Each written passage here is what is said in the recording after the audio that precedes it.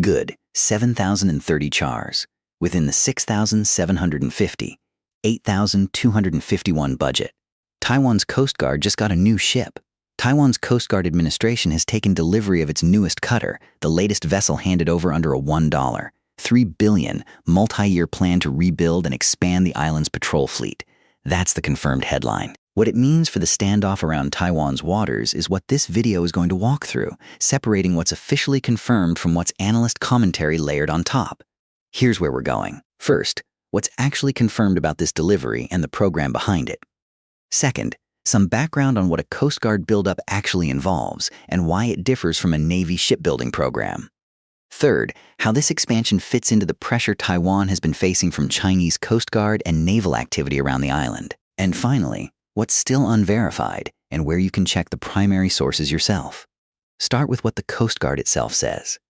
According to the reported program details, this new cutter is the latest hull delivered under the $1, $3 billion fleet buildup plan, a multi-year procurement effort meant to modernize and grow Taiwan's Coast Guard fleet across several vessel classes. The stated purpose is to strengthen maritime patrol capacity, law enforcement presence in Taiwan's surrounding waters, and rapid response capability.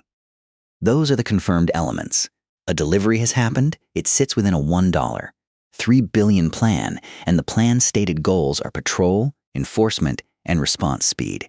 What's not part of the confirmed record is everything past that. No hull number, no exact tonnage, no named shipyard, no specific delivery date beyond what's been reported. None of that gets treated as fact here unless it's part of the verified public record. If a detail isn't solid, we're not inventing it just to make the video sound more specific. Now for some context, and this part is general background, not a claim about this particular ship. A Coast Guard cutter isn't the same thing as a Navy warship, though the line between the two has blurred in recent years across the Indo-Pacific. Coast Guard vessels are typically built for endurance, boarding operations, and law enforcement missions, chasing illegal fishing boats, intercepting smugglers, escorting fisheries patrols, rather than for open combat.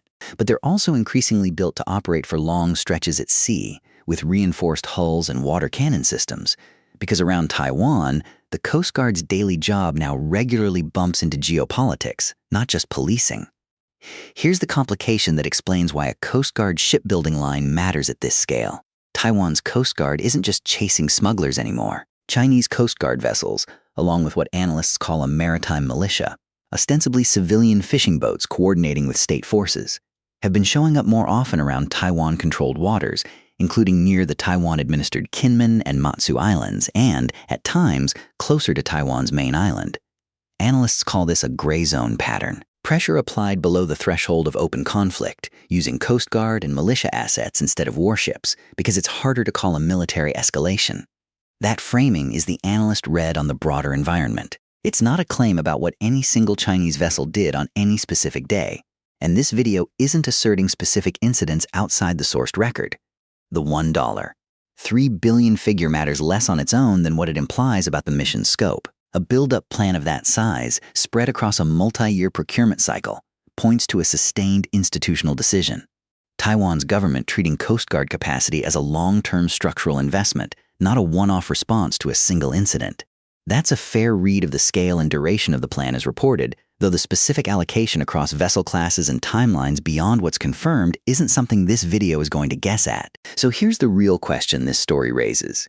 Is a bigger, better-equipped Coast Guard fleet mainly a defensive necessity, or does expanding patrol capacity at this scale risk getting read by Beijing as an escalation of its own? People land in different places on this, which is exactly why it's worth asking directly. Is this deterrence or provocation dressed up as law enforcement? There's no clean answer here.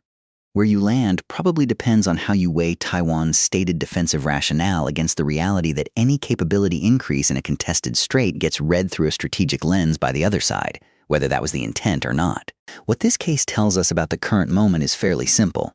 The contest around Taiwan's waters is increasingly fought with Coast Guard cutters and patrol boats, not just naval task groups. That's a real shift in how great power friction shows up at sea, and it means a story like this one. A single cutter delivery inside a wider fleet plan carries more strategic weight than it would have a decade ago, even though nothing about the delivery itself looks dramatic on its face. Where does this stand today? The confirmed record, A new cutter has been delivered. It's part of a $3 billion multi-year fleet buildup plan, and the stated goals are patrol, law enforcement, and rapid response capacity. The broader claim that this expansion is a direct response to Chinese Coast Guard and naval pressure is a reasonable, widely reported contextual read, but it's analyst framing around the program, not a line from the program's own stated justification that this video can verify sentence by sentence. We're keeping those two things separate on purpose. What do you think? Does a Coast Guard buildup like this lower the temperature by giving Taiwan more non-military tools to respond with? Or does it just add another layer to an already crowded, tense set of waters? Worth sitting with before you answer. What's genuinely not yet known or public, the full breakdown of how the $3 billion is allocated across vessel classes, the complete delivery schedule for the remaining hulls in the plan, and the specific operational deployment pattern for this newest cutter once it enters service. If those details become public, they'll come from Taiwan's Coast Guard administration directly, or from defense reporting that names its official sources. If you want to verify any of this yourself instead of taking a YouTube video's word for it, that's exactly the right instinct. Go check the primary sources. And if this kind of grounded, source-checked breakdown of what's actually confirmed versus what's analyst read is useful to you, there's more of it where this came from.